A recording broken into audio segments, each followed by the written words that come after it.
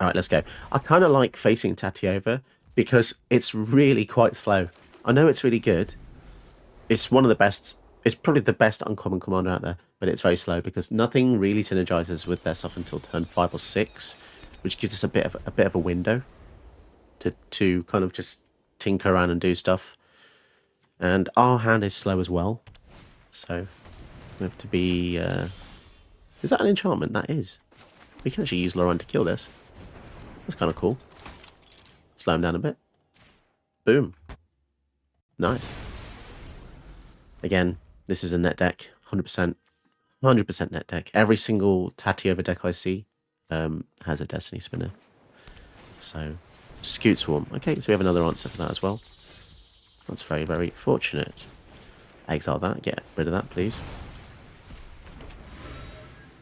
Swing in.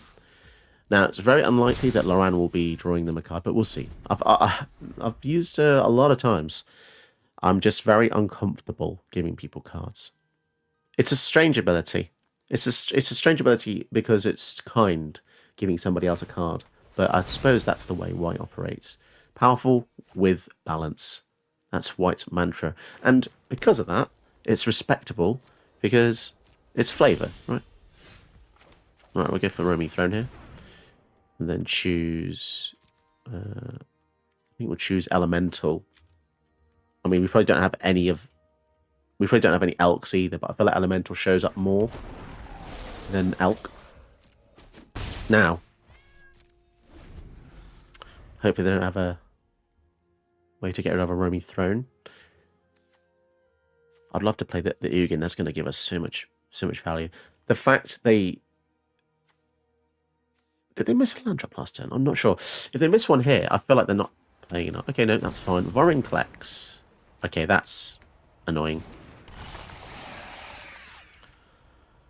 It's annoying, but it's not the end of the world.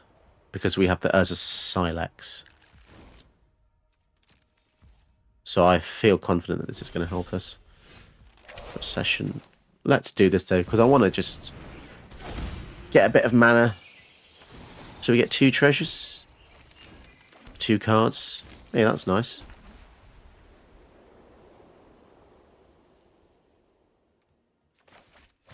We're even going to go for the Basri Cat. Society should be structured so everyone benefits. Put it on the Beza there. I will guard Nice. your advance. Okay. So, interesting. That really helped us, to be honest. Giving us the land and the card. I like it. My goodness, if we had the procession out, that would have been even better. But we didn't. So now comes the crazy amount of card advantage that you'll get from the Tatyova. Of course it's a fetch land. Now, interestingly, Basri Cat puts a counter on something and gives it indestructible until end of turn, which means I could do this and then use a board wipe. And then our guy will survive. I think that's something that I'm actually going to do here. And I actually often forget that's an actual thing. Okay. They're actually discarding now. Crazy. Counter. Put it on the Romy Throne this time. My sand will protect. And yeah, this looks a bit weird, but let's just do it. Swing in. They might be paranoid. They might not block at all.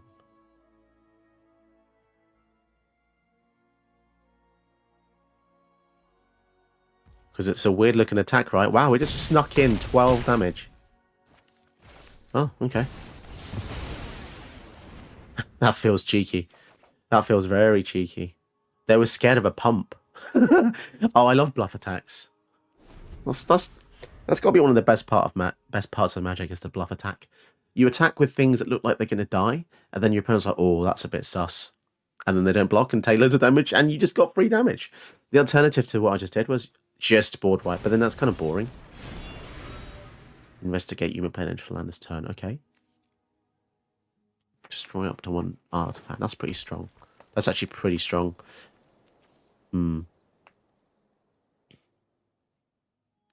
But remember, we have Urza's Silex. There's Kellen. I really want a land so we can just kill the Kellen. Because otherwise we're going to lose our roaming throne, which is really sad. No, we did not get it.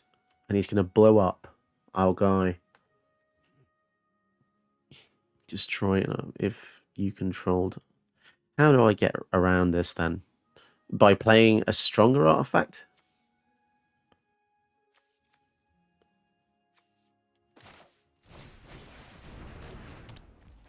By playing an elite spellbinder? Goodness me. Nyx Boom Ancient.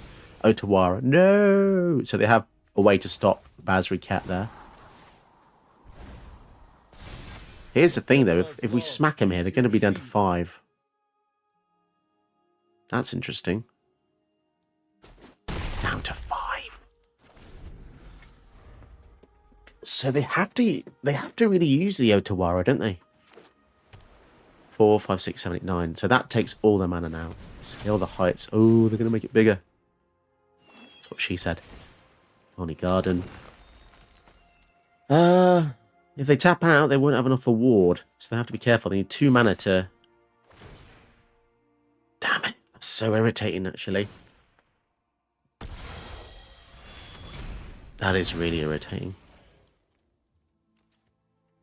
I will actually block, because now it means they have to use the Otawara. If not, Basriket's going to ultimate. So we're basically forcing the hand. What on earth? Seriously? They're just going to let us ultimate that was a foolish mistake. Well, they've lost the game then. They have literally buggered up. I failed you, Oketa. Wow, and we get to use Law Warhand as well to get another land. What's their end game here? They're gonna somehow. I mean, obviously, River's Rebuke or Cyclonic Rift. Yeah, fine. Those things would really slow us down. But we also have it as a Silex. That was so greedy to use the Bonder's Enclave. I think they realise now that they've absolutely buggered up. Surely. No? Or they've just never faced a Basri-Ket ultimate before in 1v1. It's like one of the best ultimates in the entire game because it's so easy to get off. And we barely see the big creators use this, which is kind of weird. Really weird. I think if they had bounced our Basri, we would be in a totally different scenario here. Because we would have to redeploy it and we wouldn't be able to protect it. So there's that. And then what do? I think we just go to combat. And it's bad news for them because the Otawara, if they bounce the Beza, it just gives us more value. So, well, depending on what other things happen. So they're going to do that here. Yeah, as predicted. But they still have the rest, and they have to block a few, and then they quit.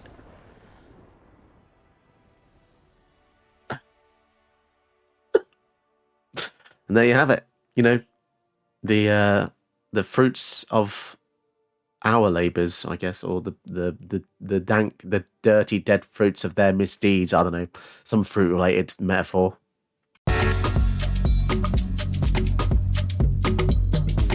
Hello, welcome to the channel. My name's Josh, and here we're looking at Beza, the Bounding Spring. This is a really cool video, and you're lucky you're in the right place, because you're in a place where you can see decks like this operate and do pretty well, I hope.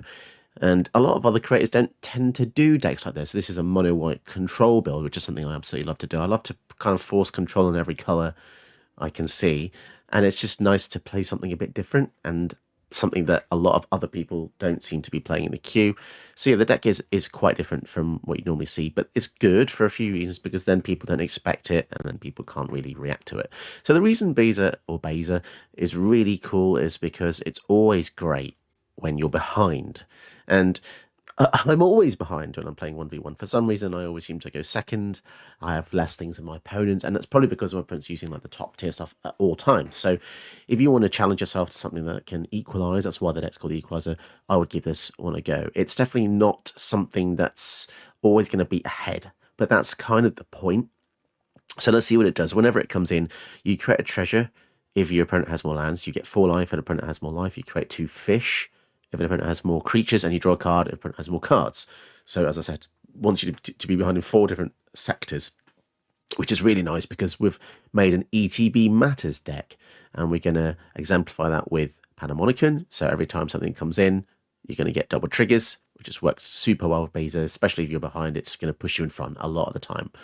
So we have Roaming Throne as well that does a similar thing. The Panharmonicon gives you double triggers on Beza. And then something else you can do is also flicker it with Cloud Shift or Ephemerate. So when you're even more behind, you can flicker it and just get in there. And it can be quite frustrating because the value it gives is a lot. You know, by itself, any of these things isn't too great. But if you manage to pull off all of them, then you're going to be getting a lot of advantage. You know, getting a mana, life, 2 creatures, and a card is quite good. You can also abuse the fact that this also makes a treasure token and 2 fish tokens as well with a Nausea Procession. So whenever you create a token, you'll be creating extra tokens. And I felt like a spider just ran across my leg, but actually, I'm not sure what it was. Yeah, that pretty that just freaked me out. No, it wasn't the spider. Something else that mono decks have, which a lot of the other multicolor decks don't really get to use very well, is Winter Moon.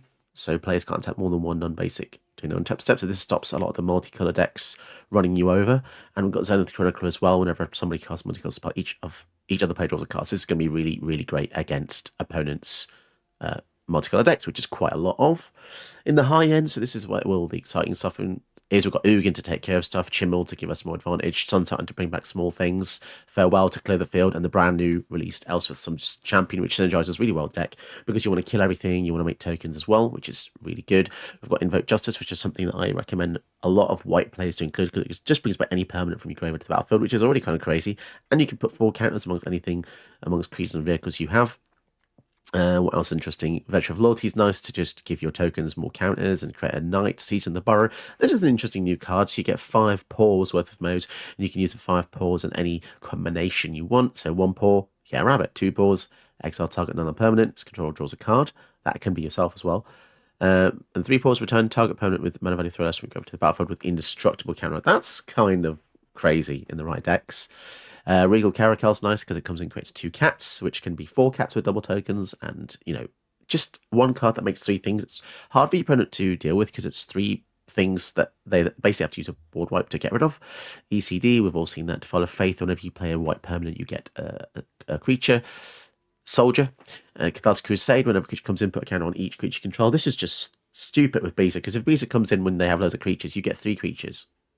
And then those creatures each pump each other with Catharsis Crusade. That's really good. And we also have a Cataclysmic Gearhulk, which is interesting as well, because you can kind of reset the field with this. This is a board wipe a lot of people don't seem to use, but I just really like it because a lot of decks have so many diverse threats, you know, artifacts, enchantments, planeswalkers, weird things just here and there, tokens everywhere. And you will reduce everybody to having only one of those things, which is just really quite epic.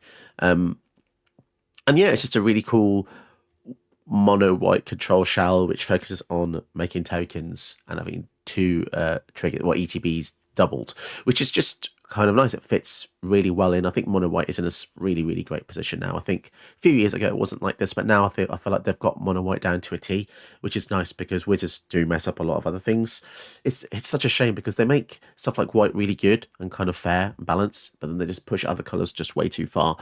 But yeah, I hope you enjoyed today's video. You know, mono white control, as I said, it's not something that other creators do. They focus on, you know, counter spells, Dimir decks, and I had a comment the other day saying, oh my god, I'm not used to seeing blue X decks with no counters. And that's something else you realise on my channel is I have a lot of blue decks without counter spells because I don't need them to win, and you don't either. So just try one time, make a blue deck without counts. Well, just give it a go, see what happens, and you might actually enjoy it. But yeah, different stuff, different kind of decks, different kind of cards. You know, it's nice to see something a bit different.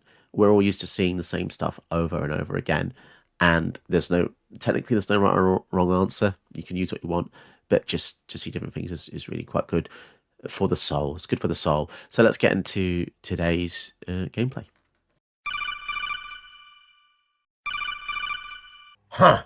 What is it, Otacon? Hey, Snake. Have you thought about getting some more subs and some views? Yeah, we could do some new subs. How are they gonna do that? Yeah, you can just do that below. Go ahead and click like and subscribe below. Oh, Ragavan. All right. I feel like Arena is like the 7 circles of hell. Really, really do. Okay. Okay. Let's go. So we use the bovine in their turn, obviously. We don't want them to hit us. Because if they do, we are in trouble. So we'll be ramping and stealing stuff, which we don't want that to happen. Because it's a pile of poop. Turn their monkey into an ox. Lizard blades. Bloody hell, double strike. Okay. Okay, I think, you know what though? I think this is a good matchup for us because Beza allows us to gain life, gain tokens, double strike ox. Damn, son. Right, let's give the Panamonican. This is a risk because they could just abrade it or something. But if this pans off, if this Panharmonican's off, we get double lands with the Solemn or even double treasures with the Beza. We'll see what they do. You know what? Sometimes knowledge is a curse. Oh, for God's sake. Just let us have some synergies and stuff, man. Come on. Jesus Christ. You don't always have to have the card I'm saying in my head or out loud. Right. The Lizard Blade's, not going to lie, is pretty annoying. Oh, jeez. 4, 5. Yeah, this farewell is this is going to be necessary, I tell you that. Jeez. Brutal. Let's just do it then. Screw you. Screw you. Oh boy. Tell you what though, this 4 life is gonna should make some difference. Oh, and they dashed it as well. Okay. 11. Gear Hulk, nice. Got that away from us. That's not going to be too useful, to be honest. Annoyingly, yeah, we'll go for Beza. So we'll gain life and we'll draw a card, which is good. That's actually quite good against Red, I have to say, and an Esper Sentinel as well. Hey, I think we might have just won the game, especially with the Surge. Right, you gonna pay? You gonna pay, buddy? You are gonna pay. Nah. I don't think so. Now they start to sweat. Because they killed the Beza, and we recast it. We're gonna gain more life. We're gonna draw more cards. Bring it on, Mr. Ragavan. Mr. Ragavan. Guardian Idol. And now they're gonna have to be paying a premium on the spells. Well, the first non-creature spell. Molten Impact. Okay, fair enough. Wrath of God. Let's see what's in the hand. Oh my goodness gracious me.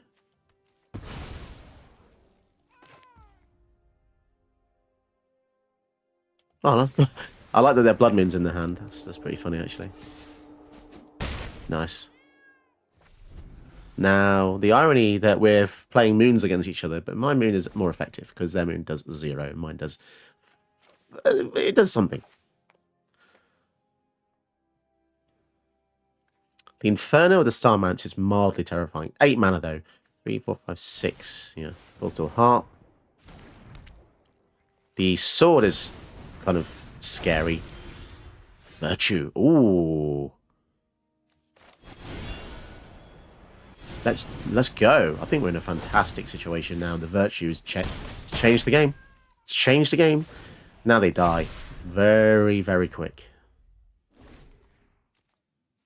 Oh, there's no great feeling than killing a Ragavan player. If I lose this, I'd be surprised. The sword doesn't even protect them from our creatures.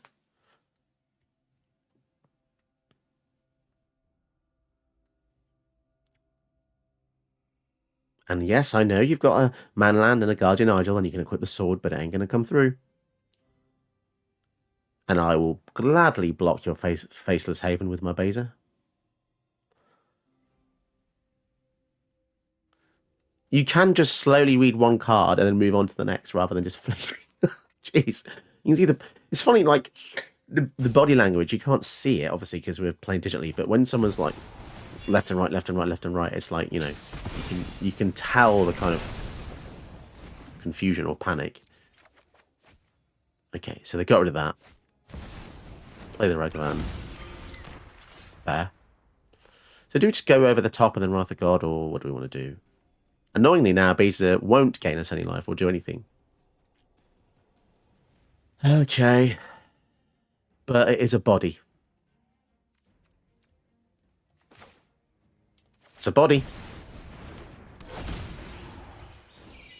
No triggers. Down to 7.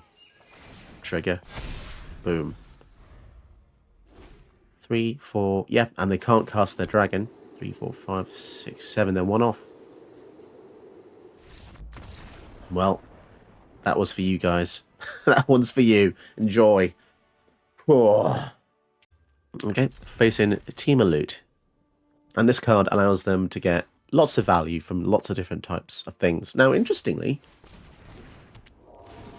it should be a good matchup for us because a couple of reasons. We're going second, which means it Beza automatically just gets better because of the having fewer lands thing. But also, yeah, Loot is gonna want to give them a lot of stuff. And what we will do is we'll go for Zenith Chronicler here. So they do play anything, we might be able to draw a card. But also, if we've gone for the Coastal Heart, it means that it would have been exiled with Divine Purge. Now, the Divine Purge is something that I really want to play in... Oh my god. They've just spunked their whole hand. Oof. That is just crazy. No, I do not want to block that. Let's see if they want to...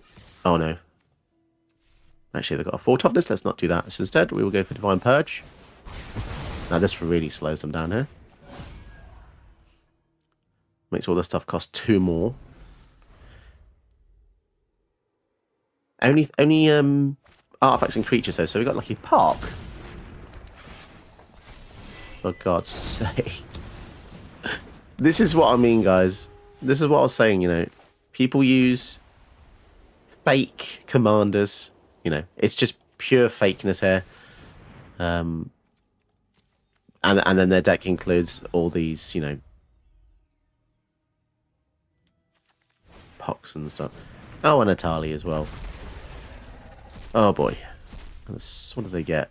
Utopia Sprawl. Okay. Oh, bloody hell. That's just absolute whack. Not happy about that. But we do have Elspeth, I suppose, that can kill the big guys. It's just a shame that we're not going to be able to kill the Nissa, so... Yeah. I don't know. You know, you'll notice the my voice is... The hope in my voice is gone. Because, you know, they've basically got all these things. They're going to have flipping 5/5s every time a land comes in. And oh, dear. Oh, and of course they can play Reckless while I'm playing more lands. And there's a Time Warp on top. What the hell? I mean, this is a great chance for Beza to shine, but we're just going to die to these things. And annoyingly, this season is only going to move to... yeah, we're just dead. Like, I mean, I guess we'll use it to show you guys what it does, but... Exile 2 things and create a rabbit. Sure. Get rid of those 2 and then get to draw 2 cards, which is really bad. A board wipe would have been the best thing for us to have there, but being able to exile 2 creatures is nice. It's just... They've got Time Warp now, and Time Warp basically lets them win the game because they've got a freaking 5/5, extra lands, extra mana. But yeah.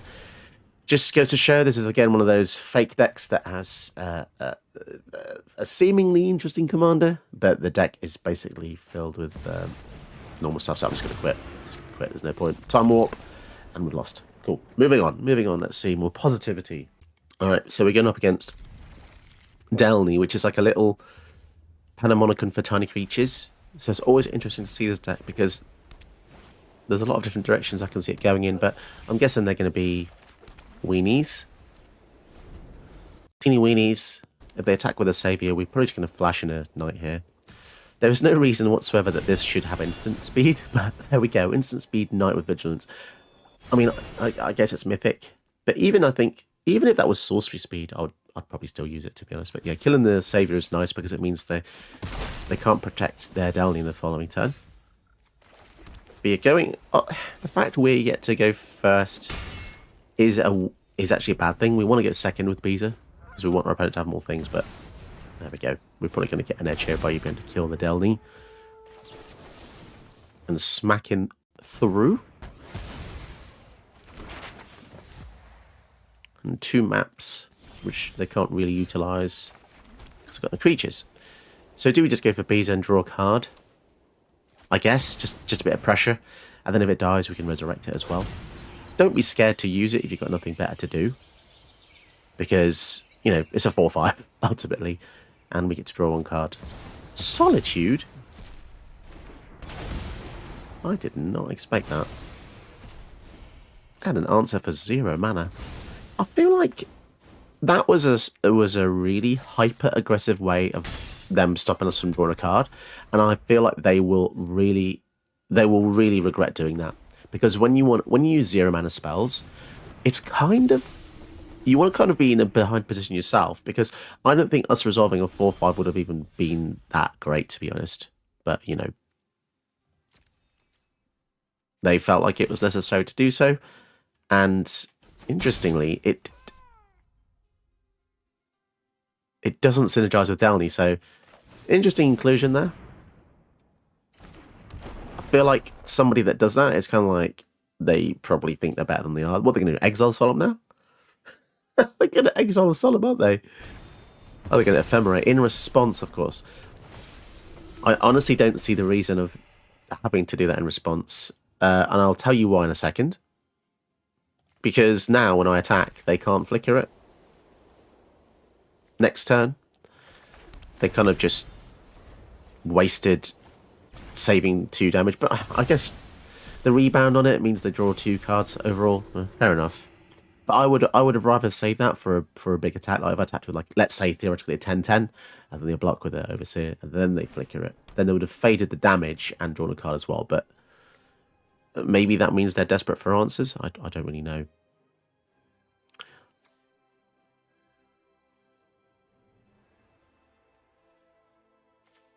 And, you know, a moment of silence there for our opponent.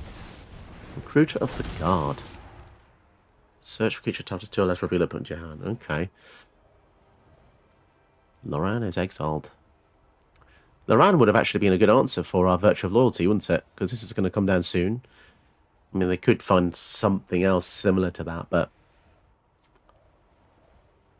definitely feels a bit sweaty, this player.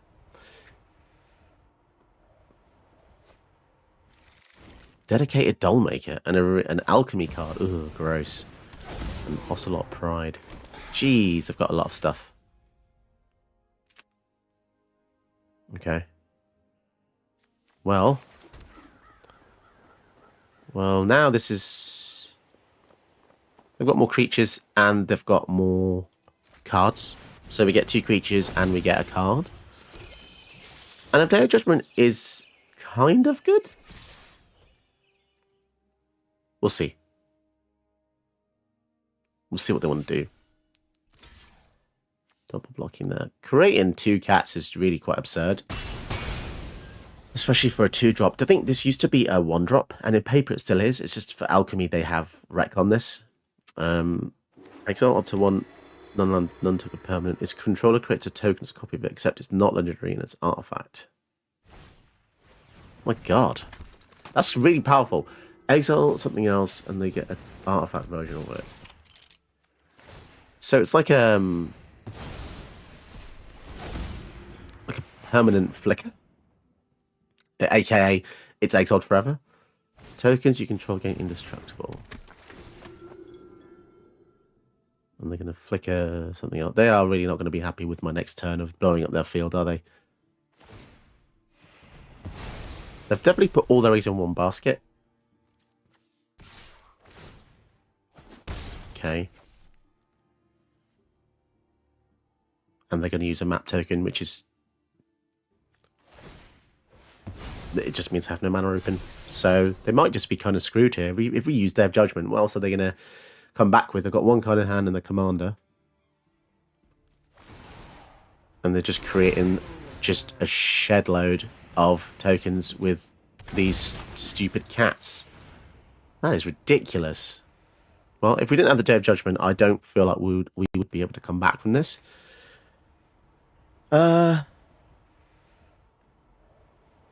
Another recruiter. My goodness. Stalwart Realm Warden. Right, let's attack first. And then I think we'll leave the Beza in the... Do we want to leave the Beza in the graveyard or not? I'm not really sure. Because we could bring back the Solemn. Is it better to... I definitely think we should Field of Ruin the Mirex. Because I don't want to die to Infect.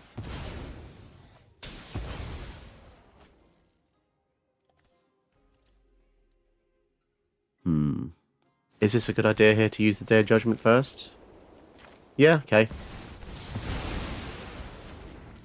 6, 7, 8. Yeah, we'll just put the commander in command zone. I feel like we can cast him anyway from the command zone, so it feels like using the Invoke Justice on it is a bit of a waste.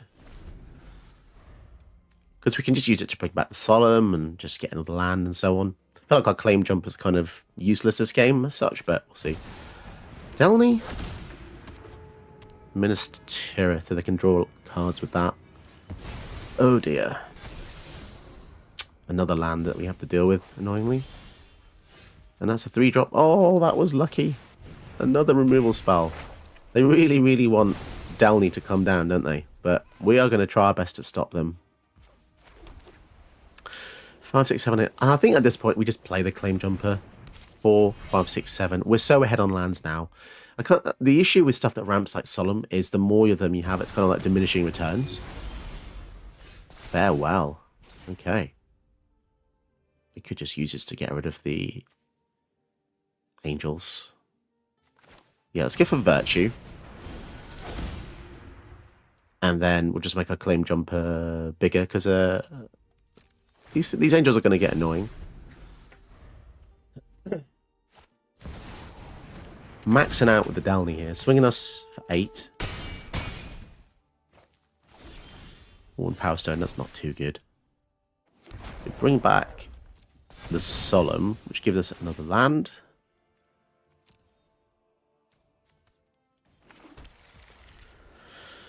Okay, we'll swing in. And then I think, sadly, we do have to... I think we'll get rid of graveyards as well, because their graveyard is a lot scarier than ours. Creatures, artifacts, graveyards. Leave enchantments because we want ours to survive. Nice. Okay, and we can go for the Worn Power Stone. And just pray we get some kind of finisher here, because we're not going to be able to beat their Castle Ardenvale, that's for sure. Or the Minas Tirith. They've got a lot more special lands than us. Which I find weird, because I deliberately don't put these in, because I know it increases your deck's power. But I'm starting to think maybe I just should. You know? Because we still get matched against the crazy stuff anyway. So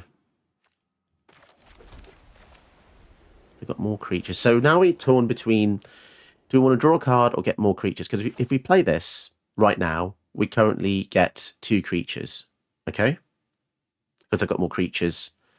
we don't gain any life, and we don't get a treasure or draw. If we go for Sanctify first, then we get to draw a card.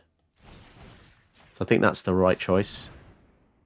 But then we don't get the 2 creatures. But we do get to kill an Infector, which is probably for the best. Unless they're going to flash. Oh, for God's sake. As if they had a bloody... another kill spell. But now we get the fish. Because we had 0 creatures. Oh! That was interesting. So in lieu of... yeah, I mean... another... another Skrelv-related card. What the hell? Okay. Oh my goodness, this is annoying.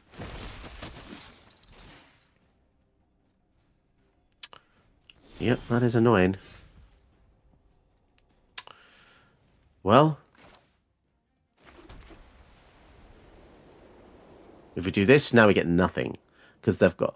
this is really bad when you're ahead. Really bad.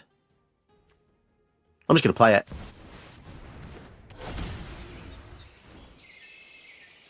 Swinging. I don't want them to have any creatures. Because Minister Cherith lets them draw cards. But I guess they're going to be able to do that, aren't they? They're at 12. They're at 12. So we have pressure. Arcane Signet for 6. Right, we're going to swing in. Annoyingly, they can make more blockers with the Arden Veil, and they got super lucky with the Skrelv Hive. Well, they can't block with them, I guess. And to 6. Guess we just play this, get that double tax out of the way. I think the Virtue of Loyalty might be saving us here. Oh boy. Priest of Ancient Law. They've got so many goddamn blockers now. It's kind of annoying because these have got lifelink as well. And First Strike. But Smothering Tithe. I guess we just swing in. Everything they play seems to generate more and more and more blockers. It's really frustrating. Wow, they're finally blocking. Oh boy. But we have blockers for days too, because Virtue. Good news here is if they do kill the Beza for any reason, we can resurrect him and put those counters on our guys, and we also get more fish. The fact it makes fish is kind of bizarre, but there we go. So if they play this, it means we cannot block their Infectors, which is going to be kind of scary. Well, they're just going to quit. Wouldn't it have been better there if they had played... So let's say they play the Delney. 4, 5, 6, 7, 8. Oh, 4, 5, 6, 7. Oh, they didn't have enough mana, did they? But that would have been kind of scary for me because their creatures can't be blocked by ours. So they would have hit in for 2 Infect, and then every single turn but then they can't block with these, so they'd be losing stuff each time. But I feel like they ran out of time. But yeah, in another circumstance, maybe with a bit more mana, they could have attacked us a lot with the toxic guys, and they could have drawn cards on attack. But yeah, they just needed enough mana to play Downey. So we were very lucky in order to kill the Downey enough times, and we were very lucky with the Virtue that allowed us to attack, get bigger, and defend. But yeah, we weren't in a fantastic scenario, to be honest. Like when I played that Beza, remember when I said we're not going to get any benefit? That was probably a pivotal point because it allowed us to apply pressure. Even at that point, Beza was basically a vanilla creature.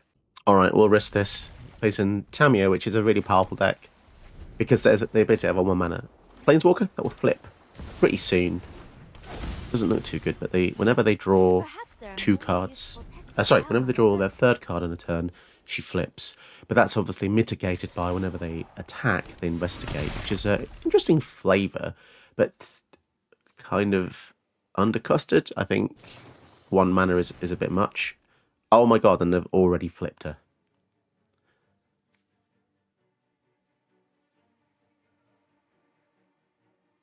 They've already flipped her. Brainstorm is, I guess, you could say the combo with Tamiyo. Jeez, man. It's really hard to catch a break these days. Oh, okay. Takeshi's welcome. What's the ultimate? Draw cards equal to half the number of cards in your library. And then they get an emblem with you have no maximum hand size. Okay. And they've just got like 5,000 lands. I really want to quit. I really want to quit. But we drew Siege in the Borrow, so we'll see what happens. If Morale resolves, we might have a chance, because then they can't cast spells in our turn. But otherwise, I think if they counter Morale and they have a counter spell in the following turn, then we're not going to be able to resolve Season of the Borrow. And they had a memory lapse. Okay. Well, they go to 7 here. Unless they have proliferation. Bonnie Pal. Okay. Oh, this is just... This is one of the most brutal games I think I've ever faced. And they've got mana open as well. Goodness me. That is really crazy. 1, 2, 3. Rabbit, exile 2 things. 1, 2. Do they have a counter? Oh, we got lucky there. But they also got to draw 2 cards, which is just... It's kind of ludicrous, really. But we got rid of their ultimate Planeswalker. But yes, I mean, I'm sure you've all been there before when your cursor hovers up to the cog and you look at the concede button. It's just ever so tempting, isn't it? And I kind of wish they made a concede button easier to get to than that, because there's just so many times I face people and I think, God, just end me now. And that were, you know, turn 2 Tamiyo flip is not nice. Titan of Industry. Oh boy. So they're going to kill the welcome, probably. Yep. And they create a Rhino. Oh boy. So, I mean, we have board white. Like if we win this, I'm going to be pretty chuffed, to be honest. But this Zeus has contributed to a lot of the pain here. Again, a really good time for Beza to shine, but let's just try and kill the field. Okay, cool. Now the biggest issue is 5, 6, 7, 8, 9 mana. I mean, 9 mana for Simic. That ain't fun, is it? That ain't fun. But we have thwarted a lot of their stuff. Oh, bloody hell. Tezzeret, that's not even a... I have constructed your doom. Ugh, God. Gross. Got 4 mana open as well. Myrelle, does she resolve? Mana drain. Jesus Christ, this player is such an asshole. Such an asshole. The thing is, right, I wouldn't mind so much. Hear me out. If I had like a tier 1 super powerful deck, okay? I'm using mono white control, and I'm going up against... Just look at these cards, just crazy. Just really quite crazy, to be honest. And they've got a Tezzeret, which is... What must be done. It doesn't even really fit the theme of the deck, apart from draw a card and draw 2 if you have artifacts, but it doesn't even look like they have... Like, actually, no, sorry. It does kind of fit the theme, doesn't it? Because she makes clues. Okay, fair enough, but still, my God. Every other card in the deck is really, really aggressive. And they've already flipped her. I kind of just can't be bothered anymore. Dryad. And they've got 6 mana up. Is that going to be another counter?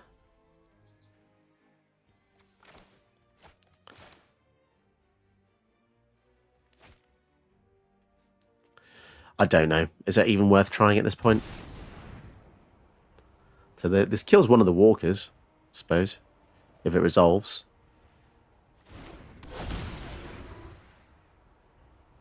So we get to keep one thing, and they lose one of the walkers, which is... They're probably going to lose Tamiyo. Yeah. It's a real shame. That's a real shame. So now we have to try and kill Tamiyo all over again. And then have Ugin's Binding that returns it to our hand. Which means they're using Eldrazi and Ulamog and Kozilek in the deck. Okay. Whenever you cast a colour spell, mana value 7 or later. Cyclone Rift Overload, basically. This is pretty busted. Respect the library. And they're going to cycle that. Yeah, I don't really know what to... Try and kill this.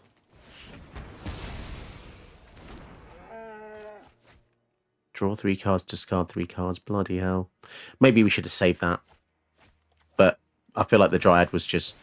Oh, damn it. That would have been a good thing to kill there.